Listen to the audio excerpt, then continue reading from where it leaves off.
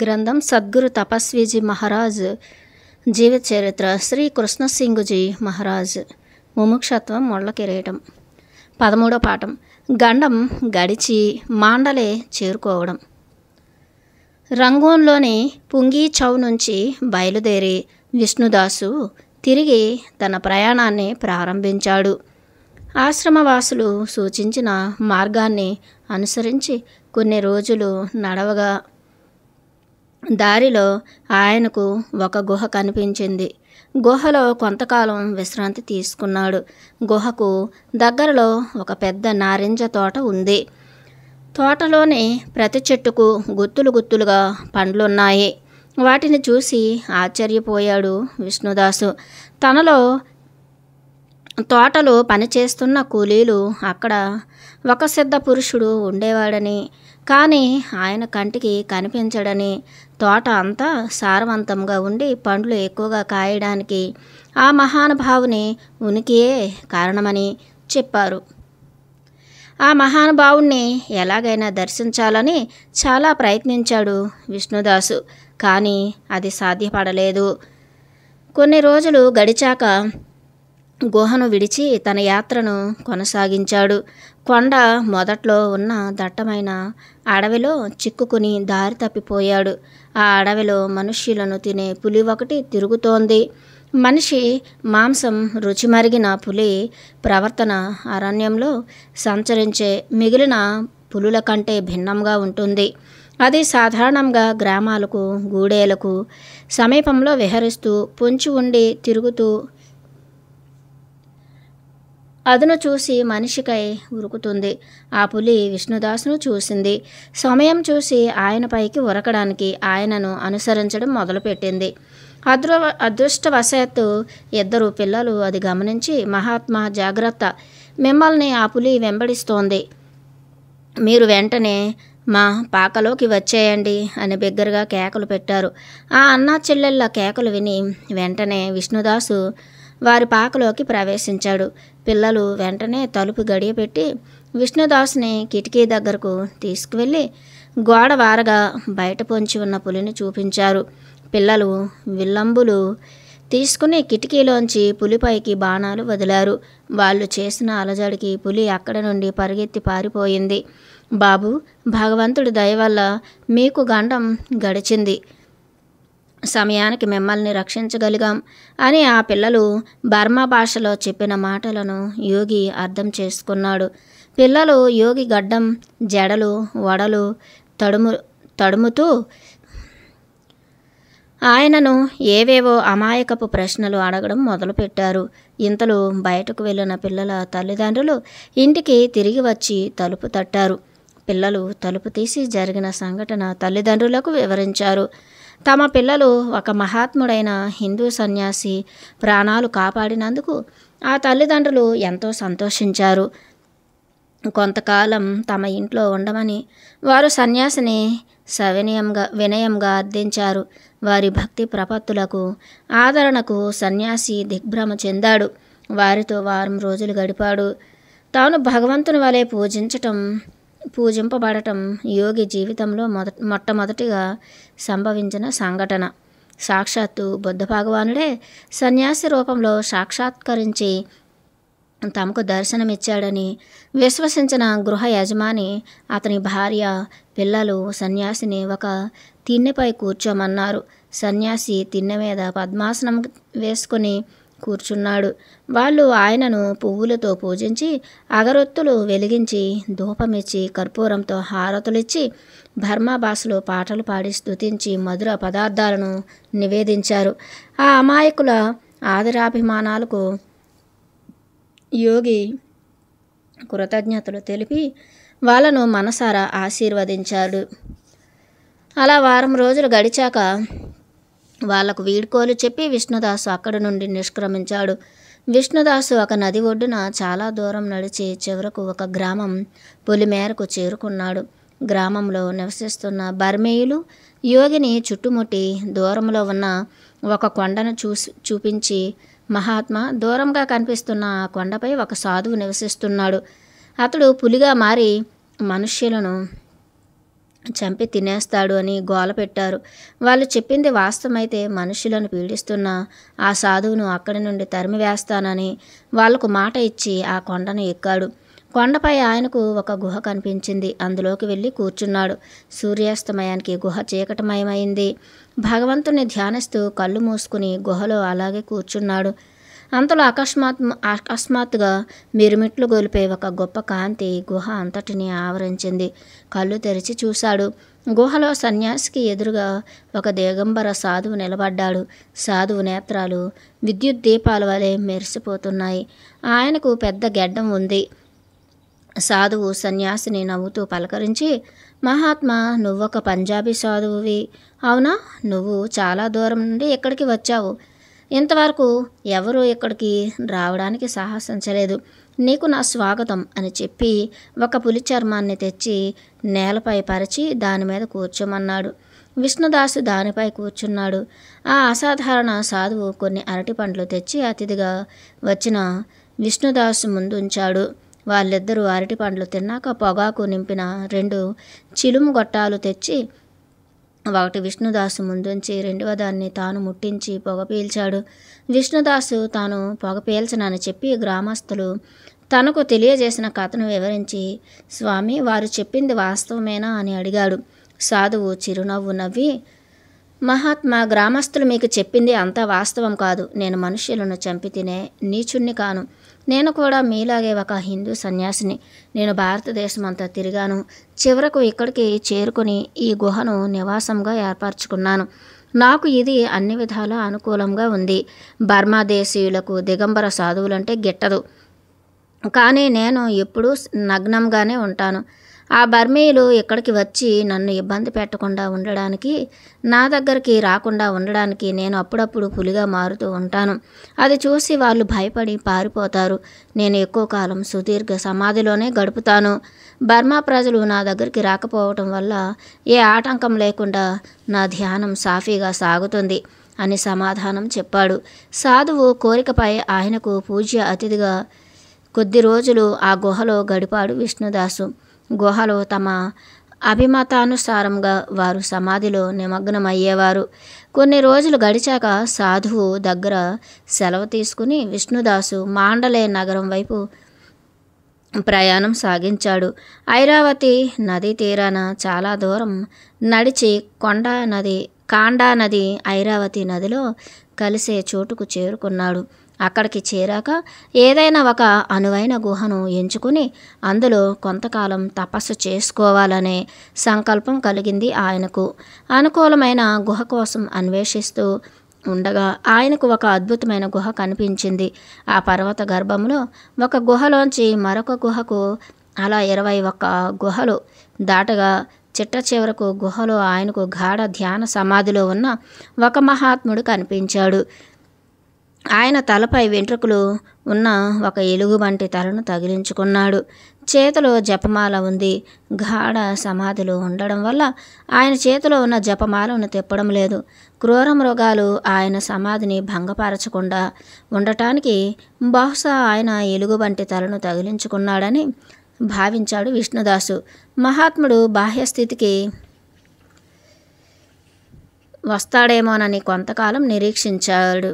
కానీ ఆయన అంత త్వరగా జాగృత స్థితికి చేరుకునే అవకాశం కనిపించలేదు.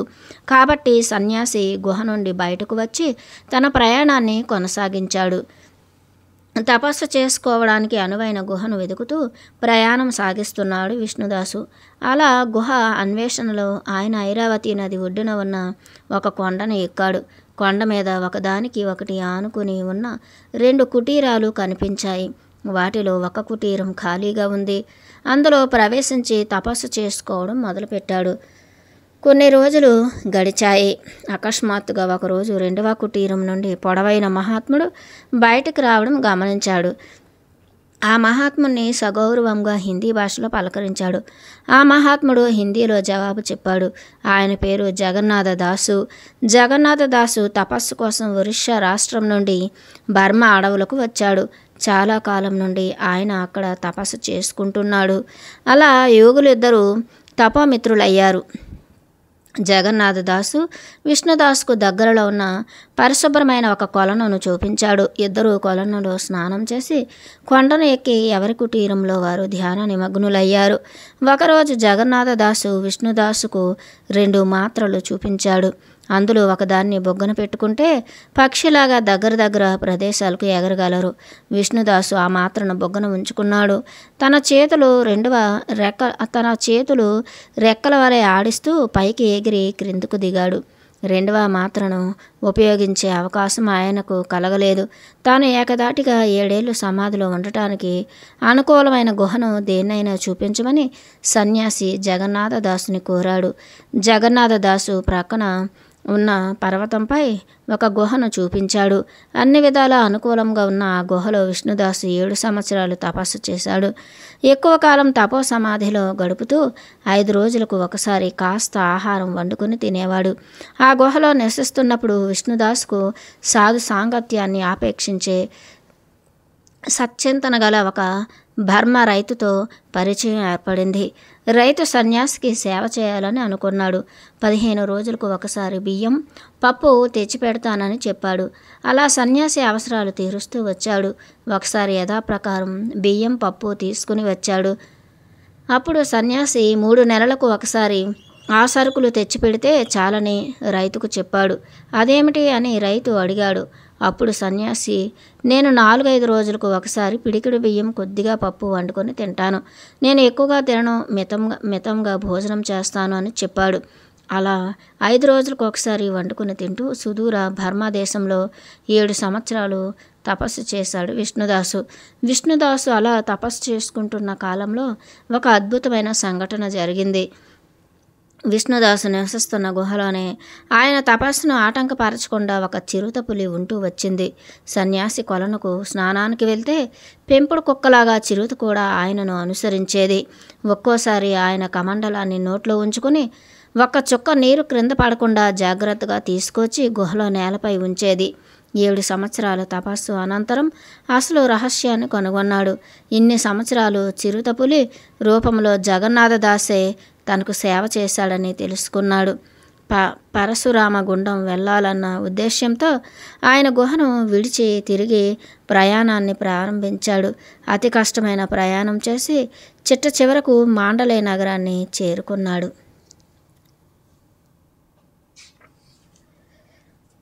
14వ పాఠం కారాగార విమోచనం. గురునానక్ దర్శనం. త్వరగా పరశురామగుండం చేరుకోవాలన్న తలంపుతో మాండలే నగర వీధుల వెంట నడిచి వెళ్తున్నాడు విష్ణుదాసు. కానీ విధి వక్రించి ఆయన ప్రయాణానికి ఆటంకం కలిగింది. అప్పటికి కొంతకాలం క్రిందట బర్మాను జయించిన బ్రిటిష్ ప్రభుత్వం తిరుగుబాటుదారులకు భయపడుతోంది. అనుమానాస్పదంగా కనిపించిన వారిని నిర్బంధించడానికి నిఘా వేసింది. కమండలాన్ని పట్టుకుని నడి రోడ్డు మీద నడిచి వెళ్తున్న విష్ణుదాసును సాధువు వేషంలో సంచరిస్తున్న గూఢచారి అని అనుమానించి ఆయనను కారాగారంలో బంధించింది. తన నిజాయితీని రుజువు చేసుకోవాలంటే గౌరవనీయులైన 2 జామీనుదారులను చూపించమంది. కానీ విష్ణుదాస్కు మాండలే నగరంలో ఎవరూ తెలియదు. అందుచేత ఆయన 10 రోజులు జైలులో నిర్బంధించబడ్డాడు. ఆందోళన కానీ విచారం కానీ లేకుండా నిశ్చింతగా కారాగారంలో కాలం గడిపాడు.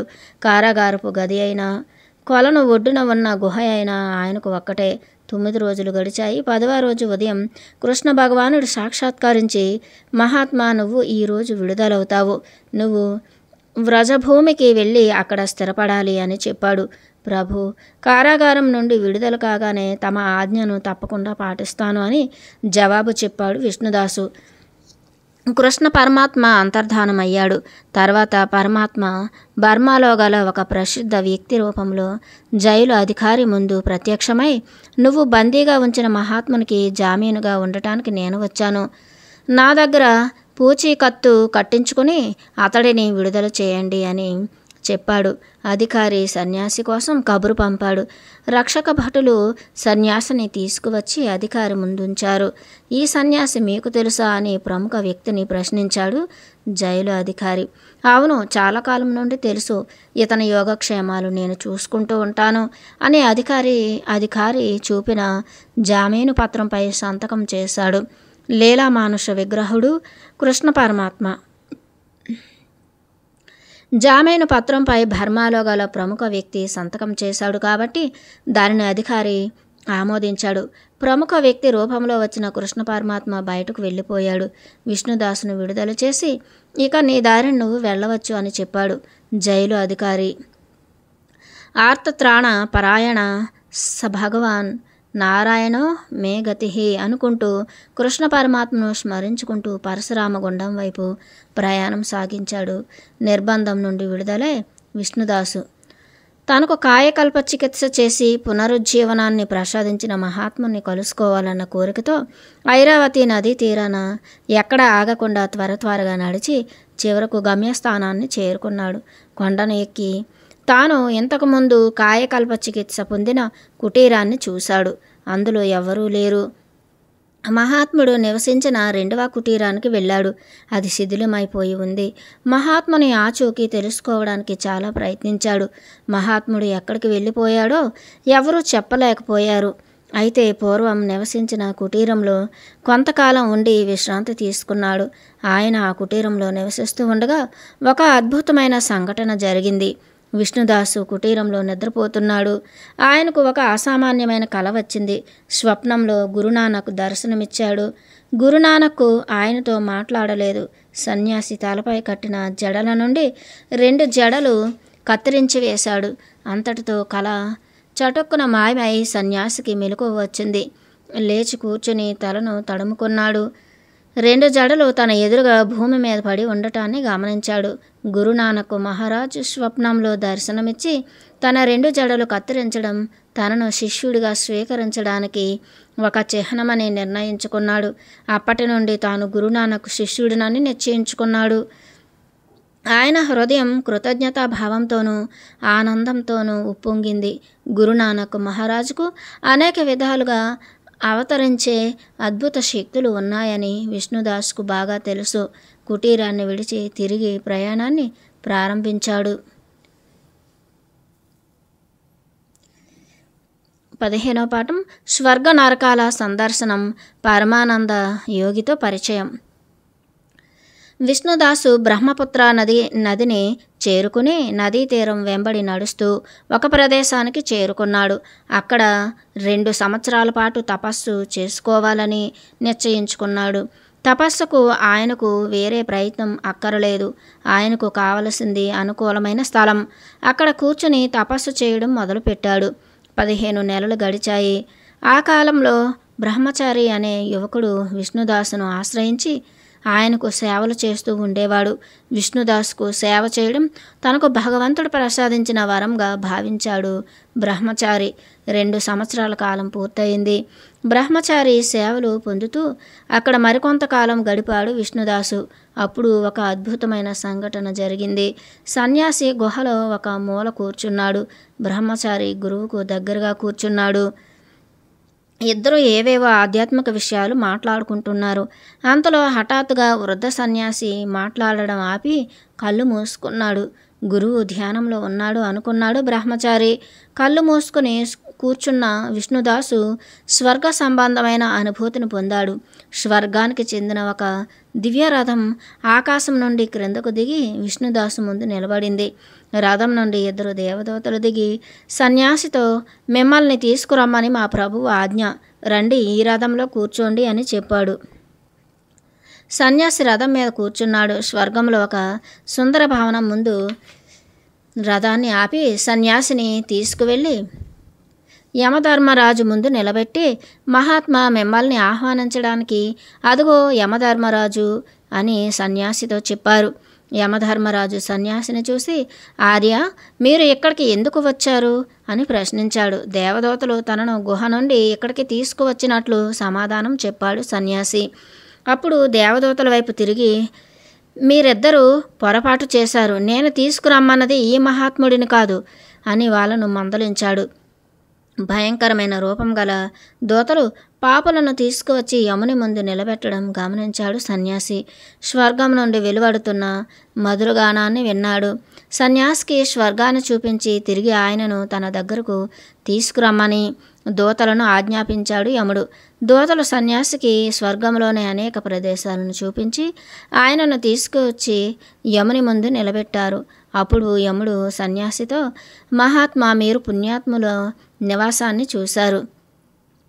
వాళ్ళు వాళ్ళ పుణ్యం క్షీణించగానే తిరిగి భూలోకాన్ని చేరుకుంటారు. అలాగే పాపాత్ములు కూడా వాళ్ళ పాపపు శిక్షాకాలాన్ని అనుభవించి తిరిగి భూలోకానికి వస్తారు. ఇక్కడ ఎవరూ కూడా శాశ్వతంగా ఉండరు.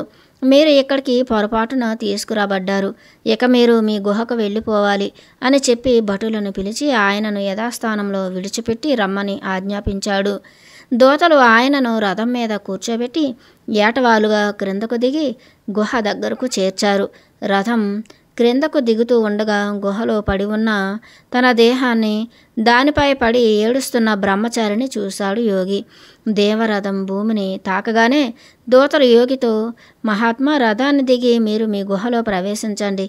చలనం లేకుండా పడి ఉన్న మీ దేహమే సుమా అని అన్నారు. చలనం లేకుండా పడి ఉన్నది మీ దేహమే సుమా అని అన్నారు. యోగి నేలపై కాలు మోపగానే రథంతో సహా దూతలు అదృశ్యమయ్యారు. సరిగ్గా అదే సమయానికి యోగి కళ్ళు తెరిచి తన శరీరాన్ని కదిలించాడు. బ్రహ్మచారి అది గమనించి యోగిని చటుక్కున కౌగిలించుకున్నాడు. అంత ఆశ్చర్యంగా గురువు తిరిగి బ్రతికినందుకు బ్రహ్మచారి ఆనందానికి అంతులేదు.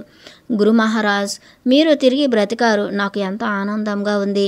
అది మీకు ఎలా సాధ్యమైందో చెప్పండి.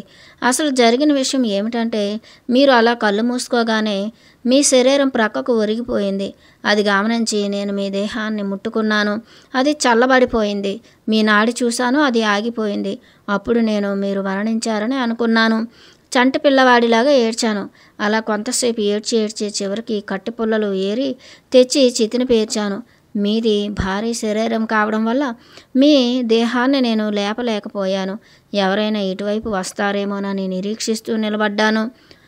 ఇంతలో మీ శరీరం కదిలింది. మీరు కళ్ళు తెరిచారు. నయం, నేను తొందరపడి ఉంటే కొంప మునిగిపోయి ఉండేది అని ఆనంద భాష్పాలు రాలుస్తూ జరిగిన కథ చెప్పాడు బ్రహ్మచారి.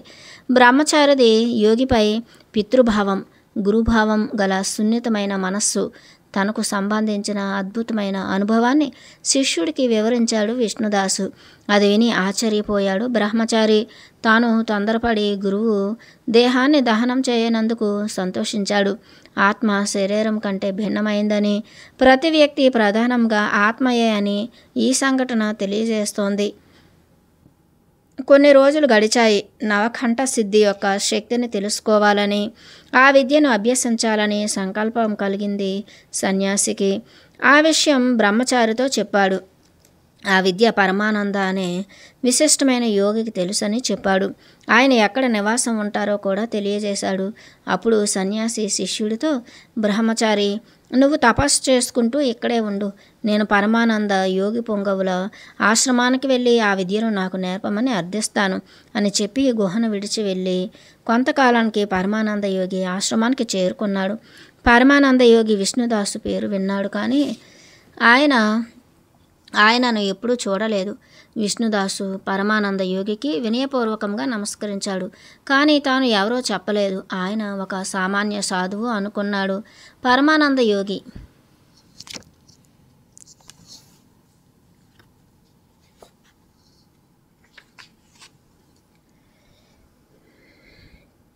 తన ఆధిక్యతను పురస్కరించుకుని వచ్చిన వ్యక్తి పట్ల అలక్ష్యాన్ని చూపించాడు.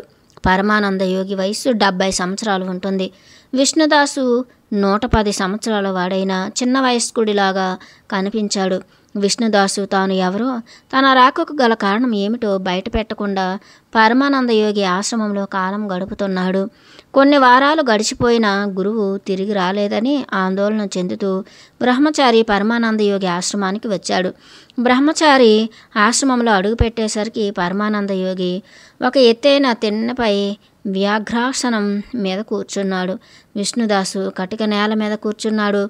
బ్రహ్మచారి విష్ణుదాస్కు సాష్టాంగ నమస్కారం చేసి, ఇంతకాలమైన గురువు తన నివాసానికి ఎందుకు రాలేదని కలవరపడుతూ తాను అక్కడికి వచ్చినట్లు చెప్పాడు. పరమానంద యోగి దగ్గర తాను ఇంకా ఆ విద్యను నేర్చుకోలేదని చెప్పాడు. విష్ణుదాసు గురు శిష్యుల సంభాషణ అంతా అగమ్యగోచరంగా ఉంది పరమానంద యోగికి.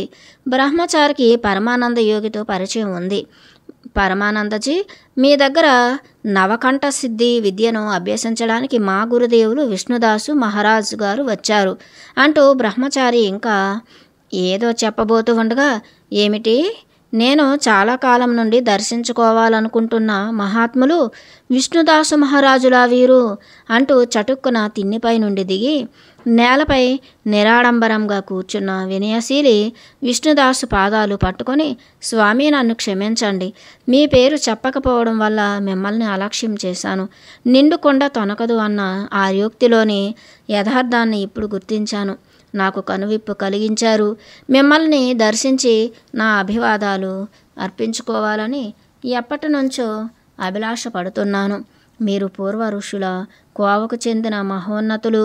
నేను తెలియక చేసిన ఘోరమైన తప్పును క్షమించండి అని పశ్చాత్తాపంతో వణికిపోతూ ప్రాధేయపడ్డాడు పరమానంద యోగి. అప్పుడు విష్ణుదాసు, పరమానంద మహారాజ్, నేను మీ దగ్గర విద్య నేర్చుకోవడానికి వచ్చాను. వయస్సులో నేను మీకంటే పెద్దవాడినైనా మీరు నాకు గురువులు. అవమానపడటానికి ఇందులో ఏం జరిగిందని, కాబట్టి విచారపడకండి అని పరమానంద యోగిని సమాధానపరిచాడు. విష్ణుదాసు ఇంకా ఎలా అన్నాడు, పరమానంద మహారాజ్, దేనికైనా సమయం రావాలి. ఆ సమయం కోసమే నేను ఇన్ని రోజులు మీ ఆశ్రమంలో వేచి ఉన్నాను. అప్పటి నుండి పరమానంద యోగి అనుకోవతో ప్రవర్తిస్తూ వచ్చాడు. విష్ణుదాసును పువ్వులతో పూజించాడు. ఆయన పాదాలు కడిగి, మహాత్మా, నాకు తెలిసిన విద్యను మీకు తప్పకుండా బోధిస్తాను అని చెప్పి నవకంఠ సిద్ధి విద్యను నేర్పాడు. కొన్ని రోజులు తన ఆశ్రమంలో ఉండమని విష్ణుదాసును బ్రహ్మచారిని కోరాడు పరమానంద యోగి. ఆయన కోరికపై విష్ణుదాసు తన బర్మాయాత్ర విశేషాలు, పరశురామగుండం వద్ద పొందిన కాయకల్ప చికిత్స వివరాలు, అనుభవాలు, తన సుదీర్ఘ జీవయాత్రలో జరిగిన అద్భుతమైన సంఘటనల గురించి వివరించాడు. అది విని పరమానంద యోగి, ఆయన శిష్యులు ఆశ్చర్యపోయారు. కొన్ని రోజుల తర్వాత విష్ణుదాసు, బ్రహ్మచారి అంతకుముందు ఉన్న గుహకు వెళ్ళిపోయారు.